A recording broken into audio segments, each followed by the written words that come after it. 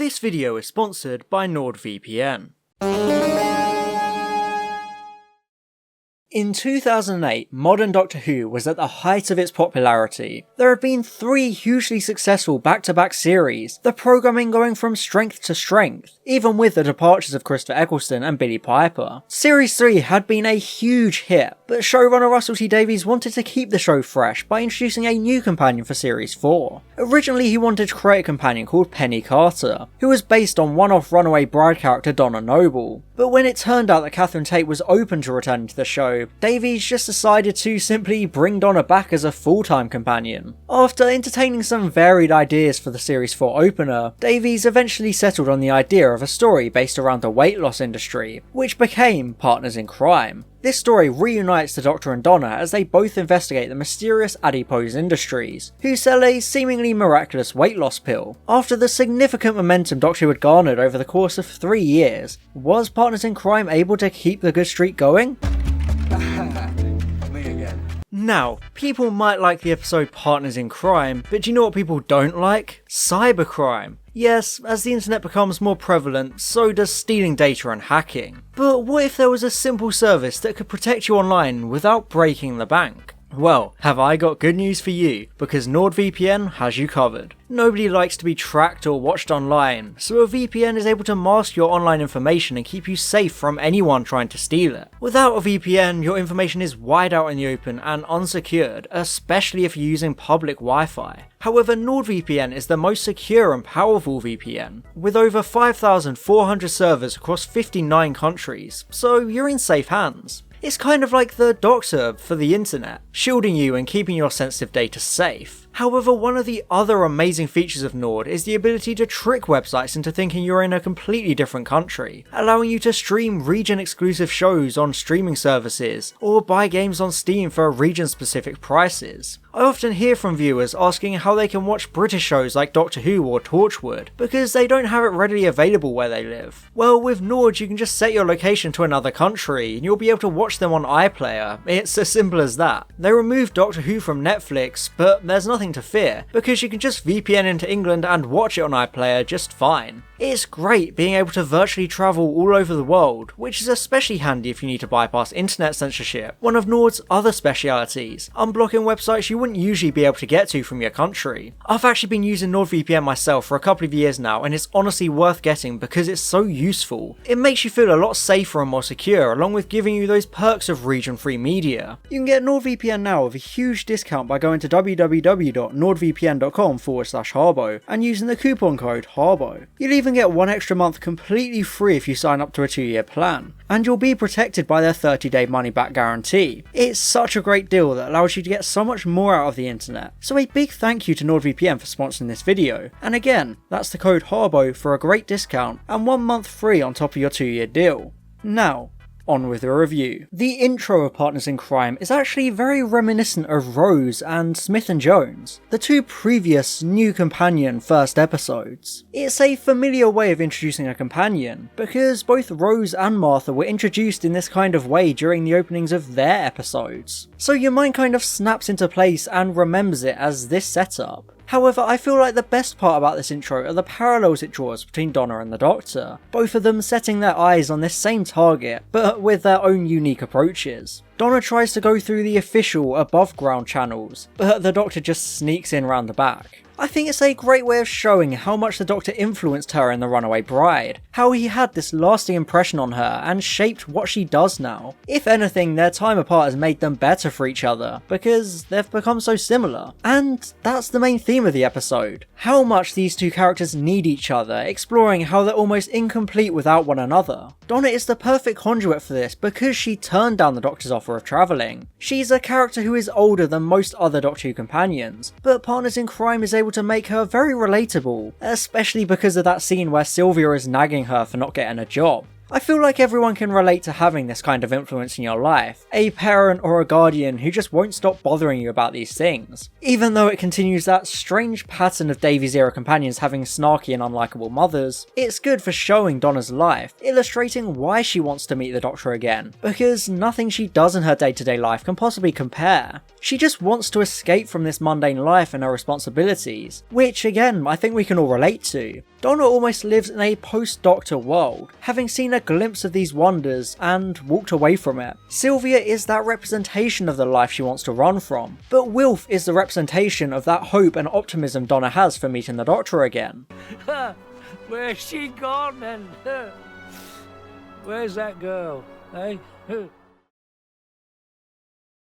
The scene between Donna and Wilf is the episode's way of directly addressing her personal aftermath of the runaway bride. She can't talk to anyone about what happened in that episode. She saw all these crazy things, but nobody would believe her, even if this is a world that has seen multiple alien incursions within the space of just 2 years. Even after those, people still wouldn't believe Donna because of their human capacity to be skeptical and refuse the realities of these aliens. It also shows how much she regrets not taking up that offer of becoming a companion. It's a very realistic story beat to explore because she was offered the trip of a lifetime, and now she realises what that offer represented, how it could have changed her life, rather than leaving her unemployed and a widow with this contentious relationship with her mother. As Wilf says, she's drifting. Once you come into contact with the Doctor, no matter how briefly, you can never be the same again, and Donna knows she might never get that chance again. It really humanises her and makes her very relatable because everyone has had that one opportunity they've turned down and ended up regretting. Donna's wish to find the TARDIS is also something every childhood Doctor Who fan can relate to. If you grew up with the show, you always held out hope that one day you might hear that wheezing and see that rickety old blue box sitting outside waiting for you. It's that childlike wonder the show brings out in everyone, and I think Donna wanting Wilf to look out for a blue box is very reflective of this hope. I also think that Wilf is the perfect foil for Donna, the angel on her shoulder so to speak. And just in general, Wilfred Mott is perfection. Awake, Doctor! Help us up! I've always found it an interesting tidbit that Wilf wasn't even supposed to be there. Bernard Cribbins was a last minute addition because of the unfortunate passing of Howard Atfield, who was supposed to reprise his role as Geoffrey Noble throughout Series 4, even having filmed his scenes for this episode. But we'll get there one day. 100 years' time we'll be striding amongst the stars, just you wait. However, as sad as his passing was, the silver lining will always be the return of Cribbins, who makes Wilf such a great character, also allowing for one of Doctor Who's best retcons, as he had previously appeared in Voyage of the Damned. Wilf is such a sweetheart. He's the dreamer, the optimist that sees the wonder and beauty of the stars, and knows that we'll get out there someday. So many people have their heads down and forget about the magnificence of space, but not Wilf. He sits up there on the hill with his thermos and telescope and just admires it. I think this one scene does so much to make Wilf likeable and engaging, since he represents what the Doctor loves about humanity. While Sylvia is a nagging, difficult presence in Donna's life, Wilf is like that angel on her shoulder, the positive influence who believes in her and encourages her because he sees her potential. Again, it makes him so lovable, so it's no surprise that he ended up being such a fan favourite, because this episode set him up to be one right from the start. 100 years' time we'll be striding out amongst the stars, jiggling about with all them aliens, just you wait. As I said earlier, the core of the episode is how much the Doctor and Donna need each other. Even though this is shown with those parallels throughout, there's also a very understated and short scene of the Doctor examining the adipose necklace, talking out loud only to realise he's got no one to talk to because he's travelling alone. I think that it's a very good moment that shows the Doctor's nature as a character. They're someone that almost craves the ability to show off, needing someone there to spew out their technobabble and impress. It's a concept that was explored even as far back as The Face of Evil, where the Fourth Doctor does something very similar, which is also because he's travelling alone after parting ways with Sarah Jane, so there's no one there to ask questions and for him to show off to. The 10th Doctor is the vainest and most show-offish incarnation of the character, so I would pretty confidently say that he's the one least suited for travelling alone, so I like this scene for showing that. We just had a scene of how much Donna needs the Doctor, and now we have one of how much the Doctor needs Donna. Again, it presents those nice parallels and similarities between the two characters, showing they're a good fit for each other on a personal level, not just them doing the same things whilst investigating the company. It's always been a bit of a trope to have shady companies with some kind of miracle cure that's secretly alien or evil. Hell, even Torchwood did it that same year with Reset. I like the scene of Miss Foster announcing the pill to the reporters in the room. All the staging and dialogue feels very official and accurate to how these things are, with all the painfully forced buzzwords and taglines. So it's a really believable setup for the episode, if not exactly original. However, I don't think that the presence of this trope is a drawback of Partners in Crime, because it creates a very good reason for Donna to get caught up in it. It's something easy for her to investigate, which means it's something that can easily get her to cross paths with the Doctor again. Health and safety. Film department. Throughout Partners in Crime, the Doctor and Donna are doing the same things, but only just missing each other. It creates some fantastic comedy, especially the scene in the call centre, which always brings a smile to my face, every single time. It's so goofy and I love it, showing that brilliantly lovable camp levity Russell T Davies always excelled at during the episodes he wrote. Another perfect comedic moment is the scene of the Doctor and Donna having that iconic silent conversation with each other. Him surprised to see her and her overjoyed to see him. It's so well mimed by both of them, as they try to talk to each other without actually being able to talk, using those kinds of hand gestures and mimes we would all try to do in the situation. It's just fun, which is what this duo are. They're one of the best double acts in the show, and this scene shows why, because they can have these memorable scenes with great chemistry without even needing to say a word. I think one of the best parts is how they completely forget about Miss Foster, who notices them like she's a teacher, and they're whispering at the back of the class. It's such a brilliant way to pay off the scene, just stopping them in the tracks right then and there. I like that their reunion is slowly built towards, rather than just happening. The episode takes its time and paces itself well, so that their actual reunion is really gratifying and rewarding, with them being so happy to see each other. They're like old friends reuniting after years apart. Donna, talkative as ever, explains to him why she was there, trying to find him by investigating strange mysteries and alien sightings, because she knew she'd eventually find him that way. It's very much that Linda style of believing in the Doctor and what they represent, trying to track them down in this meta way of using mysteries, which, as we all know, is where the Doctor can usually be found, because wherever the Doctor is, danger is sure to follow. I think it's a good justification of how she was able to cross paths with him again, because she dedicated herself to doing so. Because I thought, how'd you find the Doctor? And then I just thought, look for trouble and then he'll turn up. Now that they're properly reunited, we get a lot more comedic moments as they play off each other so well. There's that great little exchange of the Doctor confidently saying that only another person with a sonic device could recall the window cleaning lift, just for it to smash cut to Miss Foster having a sonic pen. I've just always enjoyed the timing of that joke. It's also a good comedic moment because she deadlocks the building to stop the Doctor escaping through the window, with Donna uselessly trying to smash it open with a spanner, as if that would ever actually do anything. Also, just a side note, what is it with Russell T Davies and deadlocking? Just seems like a weird thing that crops up in a lot of his episodes. The resulting sequence is another blend of comedy and drama because Donna is there dangling off a skyscraper, so close to falling and dying, with the Doctor trying to save both their lives, but she's just sarcastically blaming him and wishing she'd stayed at home, as he awkwardly tries to pull her through the window. I just think this sums the pair and Series 4 up so well. It's this blend of comedy and excitement that makes it such a memorable series, because even when they're fighting for their lives, they throw in a one-liner or sarcastic comment, because they're so used to these things. This is how life is like with the Doctor, so I like that this dramatic chase sequence has a lot of levity. Usually it would be dangerous to have too much levity with things like this, but it works wonders here because the Doctor and Donna almost can't take everything seriously. They're just having fun, which in turn makes the actual dramatic moments of the series hit harder. However, everything slows back down as the Doctor and Donna are confronted face to face with Miss Foster, who explains her plan to raise the Adiposian First Family's children by using humans as surrogates. I like how this scheme is subtly tied into the wider plot of Series 4, as she mentions the Adiposian breeding planet is lost. We later find out that this is because Davros and his Dalek boys stole the planet for their little Medusa Cascade party, but this is a very good use of a throwaway line to set up the mystery of disappearing planets, since a lot of Series 4 episodes have some kind of attachment to this overarching theme.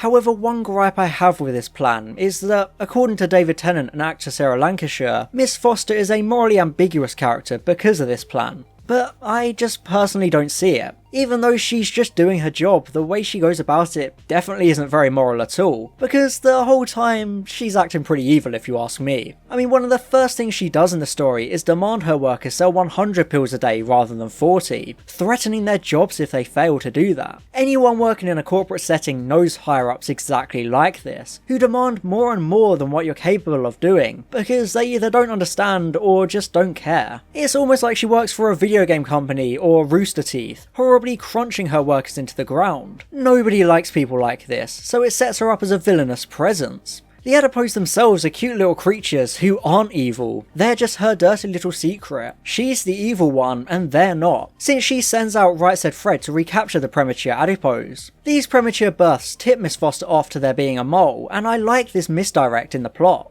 We're led to believe that she's worked out it's Donna, as she and Right Said Fred show up in the toilets hunting for the mole, which is exactly where Donna is hiding. It creates a great little bit of tension as they go door to door, just for it to turn out to be Penny, the reporter from the beginning, who is also investigating the company. It's good for pacing the episode and giving it a bit of tension in that short moment, but it also shows that other people are investigating the company because it's just that fishy, along with presenting that opportunity for the Doctor and Donna to finally find each other again, when they both eavesdrop on the monologue of Miss Foster explaining her plan. What sort of a country do you think this is? Oh, it's a beautifully fat country. And believe me, I've travelled a long way to find obesity on this scale. About halfway through, the episode remembers it needs an actual plot that goes beyond the Doctor and Donna having shenanigans. So Miss Foster decides to blow up every customer and prematurely spawn every adipose. I think this aspect is the most underdeveloped because there's just some giant computer in the building the Doctor just casually rewires while talking to Donna about what he's been up to since they last met. Talking about Martha and Rose, with Donna explaining how her life went straight back to normal, how nothing can compare with the Doctor's lifestyle. As much as I love this ongoing exploration, it just feels like the actual plot seems to get sidetracked way too often. However, I do think the personal stakes of the threat were established well early on. In Doctor Who stories, it's essential to show who is being directly affected by the events of the story, such as showing a crowd of people as the world is destroyed, or involving a familiar character in the chaos unfolding. The Doctor and Donna personally interviewing customers adds this personal touch, along with setting up that there's more to the pills than it seems at first. I mean, because of how Doctor Who stories go, the Doctor merely being there shows this, but Roger explains that the burglar alarm goes off at the exact time every single night after he loses weight, with the Doctor realising that the fat is literally walking away, and as if by clockwork we get a visual demonstration of this, Donna absent-mindedly twisting the necklace she received, resulting in an adipose popping out of Stacey's body. I think it's very horrific that Stacey just dissolves into fat. Even though the adipose are cute, this is such a horrific death because she just melts. It comes out of nowhere, just as she was in such a happy place in her life, she just dissolves into a puddle on the floor. However, as horrific as this death is, it's that personal touch of showing who the threat is going to affect and how it will threaten the world, since we now know that it will melt everyone like this if Miss Foster isn't stopped. And indeed, Miss Foster starts to activate the premature bursts, and we get the scene of all the adipose popping out of people and going for a wander on the streets of London. Because we have that personal link of people like Sylvia and Roger, we get to see the first-hand perspective of this chaos unfolding, allowing us to get a sense of the scale of this problem, how many people are being affected, and just how many adipose there really are. It's good for showing those stakes from a ground level as the plan unfolds, because our main protagonists are completely separated from the actual consequences of Miss Foster's plan, so it gives you an idea of why the Doctor needs to frantically stop her. However, this climax is great for giving the viewer a sense of how much the Doctor needs Donna. He uses his necklace to try and stop the machine, but it fails and he needs another, which he doesn't have. So he instantly gives up because he knows he can't get another in time.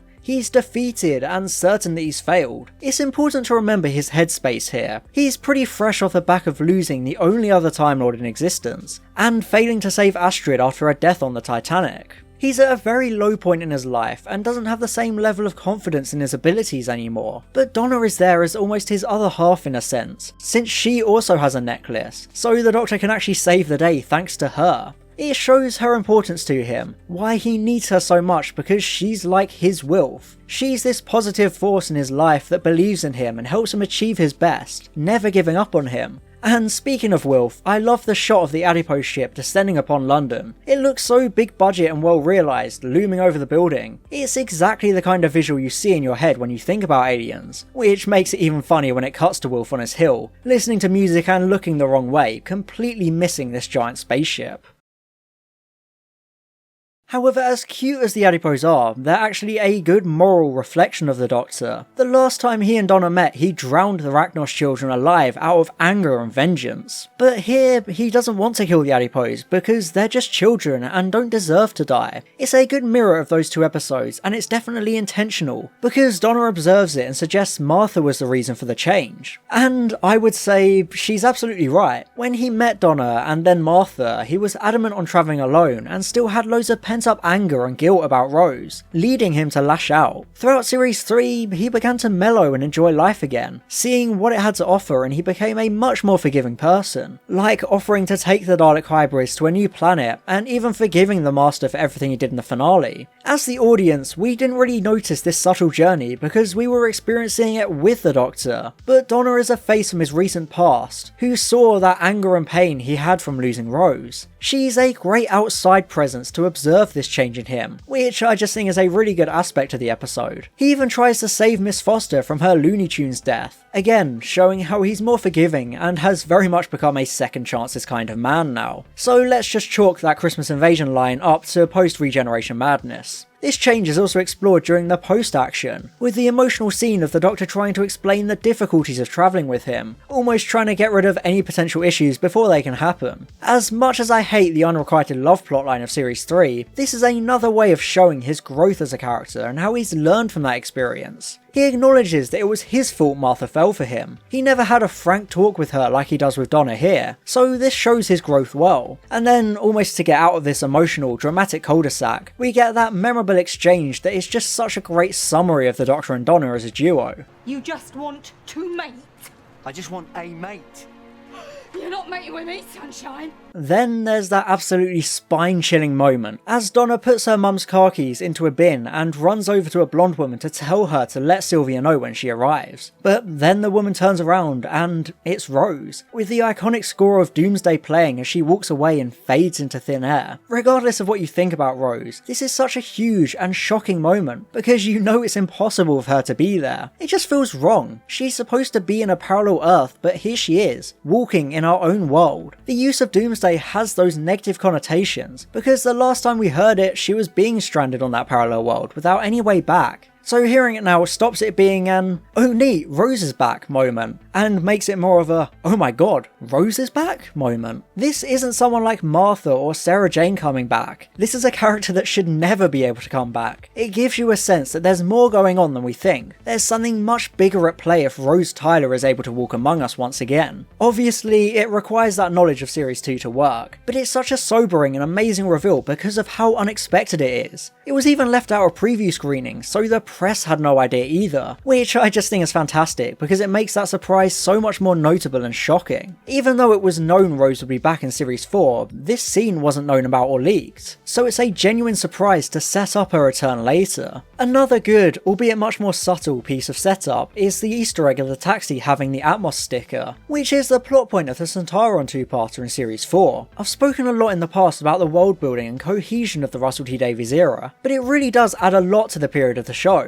Small details like this go a long way in making the world feel connected, and it creates a sense of togetherness. Things that happen in present day don't just appear for one episode and then disappear afterwards. Everything has consequences, and some of them even have setups in previous episodes, like this Atmos Easter egg and Vote Saxon posters in Smith & Jones. I just think touches like this add so much to the present day stories because they help to anchor everything to this one setting. Then, to cap off the episode, we have Donna's first scene as an official, full-time companion, as she strolls into the TARDIS so confidently, knowing she's making the right choice this time. I like the exchange of the Doctor starting to go off on the usual bigger on the inside shtick, but Donna already knows because she already went through all that in The Runaway Bride. I think it's a progression of the audience knowing about the TARDIS, In Rose, the audience had no idea, so it was this magical, earth-shattering experience for Rose and the audience, with the Doctor being this mysterious alien with a machine defying the laws of physics. It had a real sense of mysticism. Then in Smith and Jones, Martha had that sense of amazement, but to the Doctor, it was just a case of, here we go again, because the audience already knew how it goes. This is the third time, so the audience doesn't need to see that whole thing happen again. They know exactly how this works, and so does Donna, who has seen it before and doesn't need that whole shtick, so it doesn't even really get addressed, because if you're this far into the show, you probably know the TARDIS is bigger on the inside. So rather than it becoming like Uncle Ben or Batman's parents, the Doctor and Donna just get on with it. I also like that rather than her first choice being some exotic alien planet or interesting period in history, the first place she wants to go is to see Wilf, to show him that she found her blue box and the right man she was looking for all along. It's such a beautiful moment, with Wilf's reaction really choking me up. He's so overjoyed and happy for Donna, with that beautiful piece of music playing. As I said earlier, he's that positive influence in Donna's life that always believes in her, so this is a gratifying moment for him. Bernard Cribbins does so well in this final scene, springing to life like he's so youthful again. I think it also says a lot about Donna's connection with him, that he's the first person she wanted to see, even though she had all of time and space to choose from. She knows how much the stars mean to him, and she just wants to thank him for believing in her and not allowing her to give up on herself. I just can't express how good this ending is. It's perfect.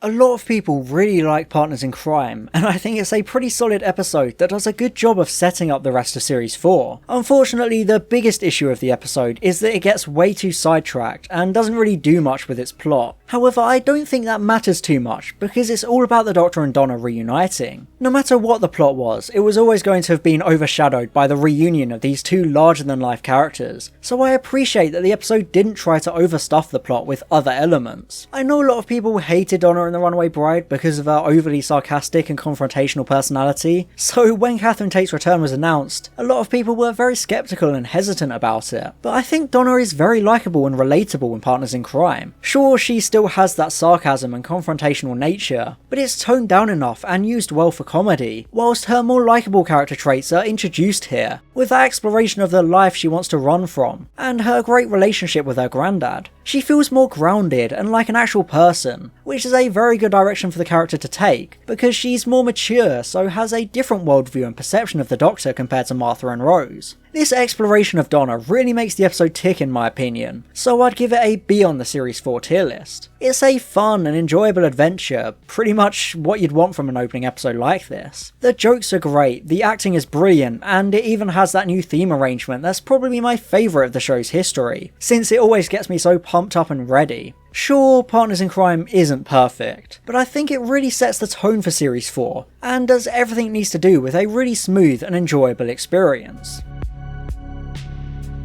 And I'd like to give an extra special thank you to my gold level patrons, Daniel Shillito, John, Mark Hippold Guy Taylor, and Stephanie Nevin Miller. Thank you a lot for your support.